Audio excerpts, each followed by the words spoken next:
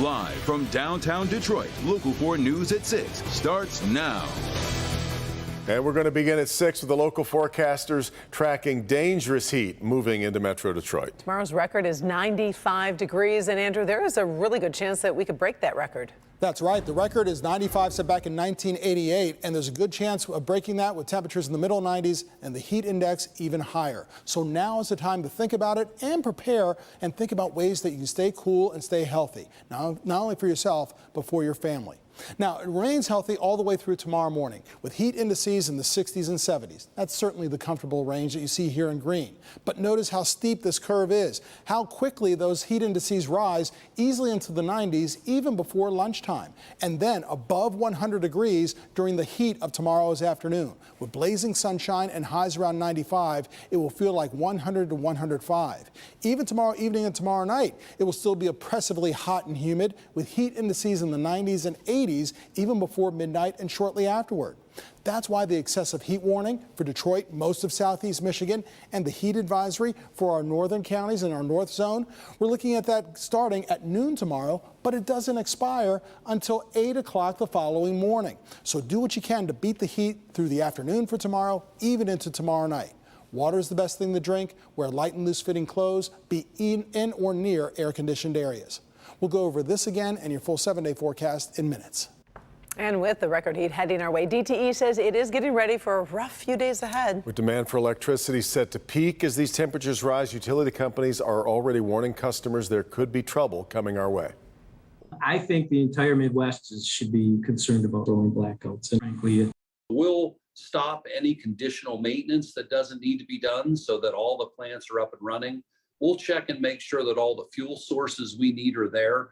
We have the ability to use what we call interruptible customers. So we have a whole series of customers that allow us to interrupt their service and they get a lower bill. Yeah, DTE says to keep the house cool, it's a good idea. Close your shades over these next few days. Avoid doing laundry and avoid running the dishwasher if you can. Now, of course, this heat can be dangerous. So we're joined now by Dr. Frank McGeorge to answer some questions about the risks. And Frank, why is the concern so high with the first heat waves compared to, let's say, heat later in the summer? Well, you know, Karen, while it's true that the heat can pose a problem all summer, we are especially concerned at the beginning because our bodies actually take time to acclimatize or get used to the heat. When we're exposed to warmer temperatures, our bodies actually adapt by changing the amount and composition of our sweat, our metabolism changes, our retention of water changes, even the amount of blood flow to the skin changes. And many of these changes actually take a couple of weeks to become fully effective. I should also point out that in some cases, people may have developed new medical problems or maybe started new medications since last summer, and now the heat's going to affect them differently than they remember from last year. Exactly. We're not quite tough on it yet. How much, what do you tell people when they ask about cutting back when it's going to be as hot as tomorrow? Well, you know, it's actually more than you think. There are occupational safety standards that you can really even apply to casual exertion. For people, for example, who have not adjusted to the heat, it's recommended that you cut back by 50 to 80% on the first day of a new heat exposure. Now, obviously, anytime it's hot out, you should take it easier. But cutting activity way back at the start of a heat wave is really important to prevent heat illness. Yeah. And one last thing I want to throw out there is, hopefully you know to stay hydrated, but I really want you to plan that hydration in. Do not wait until you're thirsty, because by that point, you've already fallen behind. Ideally, you should actually pre-hydrate before you know that you're about to lose fluid when you're out sweating. Makes sense, yeah. Very good advice. We appreciate it. Thank you, Doc. Well, our other top story at 6, there is another recall for Ford's highly anticipated and thus far reviewed electric Mustang Mach-E. And this is one of 6 so far, which is a warning about electrical connector issues causing sudden and dangerous acceleration changes. Local 4 business editor Rob Maloney has what you need to know tonight. So the letter that went out to dealers from Ford tells them that, yes, they can indeed sell Mustang Mach-E's, but they can't deliver them until they get a computer update to make sure the car operates safely. It's back to the shop for a lot of Ford Mach-E drivers. Just shy of 50,000 affected by this recall. NHTSA is saying it's a real problem keeping your vehicle under control. The battery sometimes sending it into a wild fit of speed or cutting off. Ford today telling its dealer network owners could see unintended acceleration, unintended deceleration, or even unintended vehicle movement that comes without warning and happening while you're behind the wheel. So what's going on here? Well, Ford is saying tonight in a statement, quote, direct current, fast charging, and repeating wide open pedal events can cause the high voltage battery main contactors to overheat. Overheating may lead to arcing and deformation of the electrical contact surfaces, which can result in a contactor that remains open or a contactor that welds closed. An overheated contactor that opens while driving can result in a loss of motive power, which can increase the risk of an accident, end quote. Ford telling Local 4 there is actually a simple fix here, a 2-hour-long computer software update. You can do this at home using your own Wi-Fi, or you can bring your vehicle to the dealer and have it reflashed at no cost. Now, when you heard that language from Ford, what they were basically saying was don't keep mashing the gas pedal, right, or what is the accelerator pedal in an electrical car. Now, what happens in recalls is these things take time. It's going to take about a month for Ford to get the letters out to all of the owners. And so we have all the information up on clickondetroit.com. And also, NHTSA is now reporting it has no further investigations into this issue. Reporting live, Rod Maloney, Local 4. Downloading a fix, part of the new car world, no doubt about it. All right, Rod. Well, right now, crews are investigating the cause of a fire at a well-known Detroit bar that quickly grew into 3 alarms. You can see a plume of smoke and flames coming out of the Woodward Bar and Grill on Woodward and New Center. It's one of the oldest LGBTQ spaces in the state of Michigan. People living and working in the area were evacuated while crews worked to contain the blaze. Fortunately, no one was hurt, but some people are still shaken up by the incident. It's really scary because I don't know how much damage it's going to do to the other buildings around. We have residents upstairs, so it's kind of really concerning right now. Right now, no word on the extent of the damage. A former Detroit police officer is heading to prison after admitting to taking bribes. 55-year-old Alonzo Jones was charged last year as part of the FBI investigation into the city's towing system, the same investigation that led to former City Councilman Andre Spivey's arrest. Jones pleaded guilty and admitted to taking $3,200 in bribes from 2019 to 2021 while running DPD's vehicle auction. Today was sentenced to 15 months in federal prison. James Craig officially launching a write-in campaign for Michigan governor. Comes, of course, after he was booted off the ballot for those fraudulent petition signatures, and he struck out on the Court of Appeals. So Jason Colthart now here with more on what his plans are going forward. Tough to win a write-in campaign. This is very interesting to hear what's going to happen, guys, because the former Detroit police chief not giving up, despite admitting today that basically the well of donations has dried up, and he's about to have a major shakeup of his campaign staff. And yet, he says everything is possible.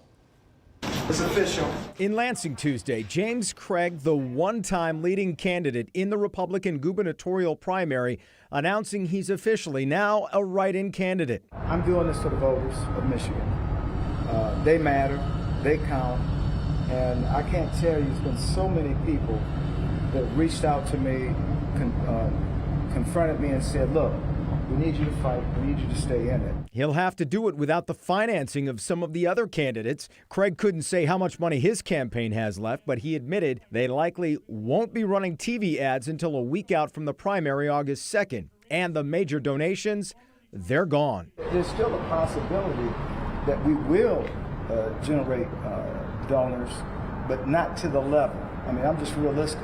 I mean, given the dynamics of being taken off the ballot, and the fact that now it's a write-in, that is a challenge. A challenge that will get even bigger when Craig pares down his campaign staff in the coming days. He's hanging his hat on name recognition and how his message resonated early on. We're going to be okay. I'm optimistic. I'm in it to win it still, but I know it's a different battle now. Craig, by the way, thinks he was targeted by both Republicans and Democrats trying to get him off the ballot. He called it a coordinated attack in all of this. Also, he's filed a lawsuit in all this, by the way. Another plaintiff in that lawsuit is Vanguard Field Strategies. Both of them are suing Infield Strategies, the company that Vanguard outsourced the signature gathering to. But that lawsuit was filed in Kent County. Guys, back to you. All 5 of those candidates coming. We expect a lot of lawsuits coming against definitely. the petitions collectors. Yeah. Well, it's not every day that first responders get to see the outcomes of their hard work, but that's exactly what happened for Huron Township officials. They were recently reunited with 19-year-old Kyle Smith, whose life they saved. Last summer, Kyle was injured at work, an injury that resulted in the accidental amputation of his left hand. But both his life and hand were saved. Thanks to the skills of everyone involved in this emergency response, Kyle now has almost full use of the hand that he was afraid he lost. Yep. Right now, all eyes are on Washington as lawmakers signal a potential breakthrough on gun control legislation. Now, as that work is done on Capitol Hill, groundbreaking research is being done here in Detroit, focusing on the impact of guns. Paula Tutman went to Wayne State to get a look, a warning it may be hard for some to watch. The science doesn't lie. It doesn't vote, and it doesn't care what you choose to believe and what not to believe. The cold, hard facts are the cold, hard facts. And that's what's being discovered right here in the Department of Biomedical Engineering at Wayne State University.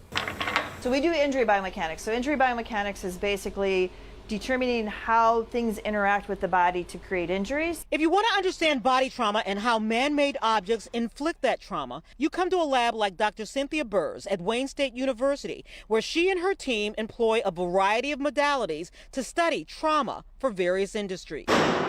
For 2 decades, Dr. Burr has immersed herself in the testing of traumas, less lethal, behind armor blunt, sports, and blast traumas, which means her research includes gun trauma. And today she shows us what guns do to the human body. Here's the difference in the bullets we'll be testing today. This is the AR-15 round, and this is the 9mm round. So we're going to be running 2 different gel blocks. The gelatin blocks are a similar density and consistency as human soft tissue.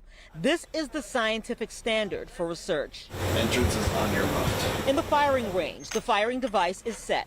First, the AR-15. There are 2 basic ammos for the AR-15. A .556 round, which is what police and military use, and the .223 is more of a hunting or a consumer or civilian round. Depending on the weight and brand, the .556 can bear more pressure and gunpowder, meaning that it travels faster and is more accurate, according to some industry information. Okay, let's slow that down. So basically, you kind of get this secondary explosion that happens inside the body. Next, a 9mm device is fired. This is the basic gun on the street these days. Now let's slow that down. It went completely through the block, but it didn't create as big of a permanent cavity as what we saw with the .556 round. And here's the analysis. The 9mm can be survivable. You can see there's the permanent cavity that the bullet went through, and there's a little bit of damage that extends from that permanent track, but compared to the .556, it's much less. So what does this mean to a human body? Okay, This is survivable. This is survivable. This for sure is survivable if you get treatment, obviously, right? You're still going to have some medical treatment for this. It will probably, you might have some damage to an organ, but not all your organs, where the .556 would actually just explode and create multiple organ damage. By understanding how machinery, including guns, cause injury to human bodies, Dr. Burr can help industries create machinery that does less damage to human bodies. Paula Tutman, Local 4.